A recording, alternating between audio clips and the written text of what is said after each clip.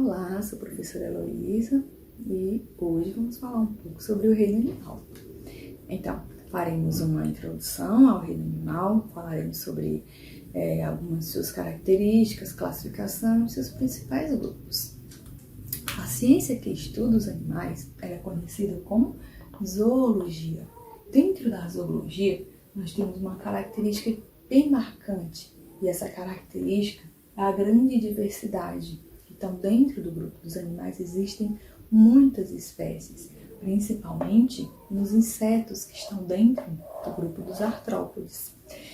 Eles são eucarióticos, né? Ou seja, eles possuem um núcleo individualizado, com a presença de carioteca. Eles são pluricelulares ou multicelulares, isso sem nenhuma exceção. Eles são heterótrofos, então eles precisam capturar alimentos para a obtenção de energia, diferente dos autótrofos, que eles produzem o seu próprio alimento através da quimiossíntese ou da fotossíntese, né, como é o caso das plantas. Eles possuem tecidos verdadeiros, ou seja, as células elas se agrupam formando estruturas que permitem funções diferenciadas. A presença de blástula. Então, lá no desenvolvimento embrionário, ocorre a formação da blástula, né? A reserva de açúcar é em forma de glicogênio. Então, é armazenado no fígado ou em outros grupos e eles são liberados lentamente de acordo com a necessidade. Já nas plantas, essa reserva de açúcar ela é em forma de amido. Então, pode ou não ter celoma. Então, esse celoma, ele é uma cavidade. Então, no caso dos animais, eles podem ser celomados, acelomados ou pseudocelomados. Então, vamos falar sobre os seus principais filhos. Nós temos aqui os filhos do mais primitivo ao mais derivado, né? Então, aqui, os poríferos, eles são os mais primitivos. Nós temos como exemplo aí as esponjas do mar. Logo depois nós temos os quinidários, né? E os quinidários estão inclusos a água-viva, os corais, as medusas.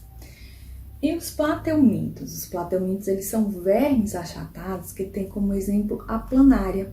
Mas como principal exemplo é a tênia. A tênia, ele habita o intestino, né? Conhecido como a solitária.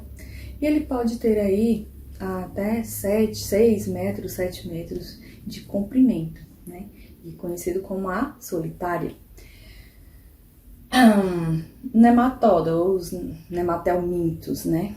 Que são vermes cilíndricos, né? Eles também são parasitas do intestino. E nós temos como exemplo a lombriga. Eles são pequenininhos, né? A lombriga ele tem cerca de 15 a 30 centímetros no máximo. E tanto os plateumintos como os nematelmintos, eles são vermes que geram doenças e que têm grande importância em saúde pública. Nós temos aqui o grupo dos moluscos, que são animais de corpo mole, como por exemplo a lesma, o caracol, a lula, o polvo. Né? Em seguida nós temos a anelida, que são, eles têm o corpo segmentado, dividido em anéis. Nós temos como exemplo a minhoca, né? A sanguessuga. E nós temos aqui o grupo dos artrópodes, que é o grupo de maior diversidade dentro do reino animal, né? Que nós temos aí os diplópodes, os quilópodes, aracnídeos, insetos, crustáceos. E esse grupo também ele tem uma grande importância em saúde pública, em alimentação, em cadeia alimentar. Os equinodermata, né? Que são os equinodermas. Estão formados aqui pela estrela do mar, ouriço do mar, bolacha da praia. E por último aqui, o mais derivado, que são o grupo dos cordatas, né? Que são formados pelos peixes, répteis, anfíbios, aves e mamíferos, né? Então, nós estamos aqui dentro dos cordados. Então, Quanto ao desenvolvimento embrionário, a partir de etapas, nós temos o zigoto, a mórula, a blástula e a gástrula. Então, é na gástrula onde começa a formar os folhetos embrionários, né? Então, os animais, eles possuem uma classificação quanto ao número desses folhetos, né? Que são a ectoderme, a mesoderme e a endoderme, né? Ou também quanto à ausência. Então, vamos aqui, no caso, nós classificamos como ablástico quando não possuem folhetos embrionários. Temos como exemplo os poríferos, né? No caso, as esponjas. Eles são diblásticos, ou seja, eles possuem a ectoderme e a endoderme. E nós temos como exemplo os quinidários. E todos os outros animais nós classificamos como triblásticos, por eles possuírem os 3 folhetos embrionários, no caso, a endoderme, que é o revestimento interno, a ectoderme, que é o revestimento externo, e a mesoderme, né, que é o tecido que preenche, ou seja, que aloca todas as vísceras internas, né? Então, esses folhetos embrionários é que vão dar origem a todos os outros tecidos do corpo do animal, né? Então, durante a formação do embrião, lá na gástrula, né, tem um orifício que ele é chamado de blastóporo, né? Então, quanto a esse orifício também nós temos uma classificação, né? Então, os animais que a partir desse orifício, primeiramente, originam a boca, nós classificamos como protostômio. Os protos, primeiro, tômio, boca. Então, se origina primeiro a boca, nós chamamos de protostômio. No caso, quando origina primeiramente o ânus, nós chamamos de deuterostômio, ou seja,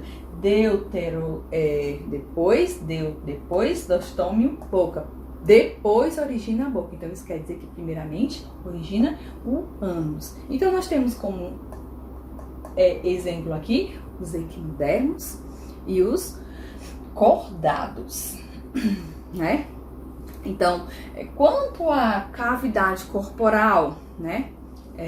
Nós temos aqui como exemplos, no caso, uma planária, né?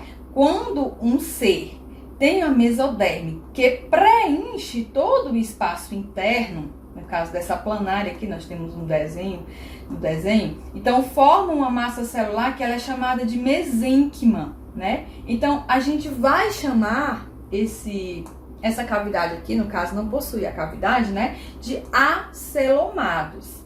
Nós temos aqui, no segundo desenho, nós temos aqui a mesoderme, que ela está isolando a parte externa da parte interna, né? Então, nós vamos ter aqui um pseudocelomado, né? Então, isso quer dizer que a cavidade não vai ter contato, quer dizer, ainda tem contato com o tubo digestivo. Nós podemos ter como exemplo aqui, dar como exemplo a lombriga, né? Esses seres, eles não têm um isolamento visceral completo. Então, nós podemos chamar de pseudocelomados, né? Então, aqui nós temos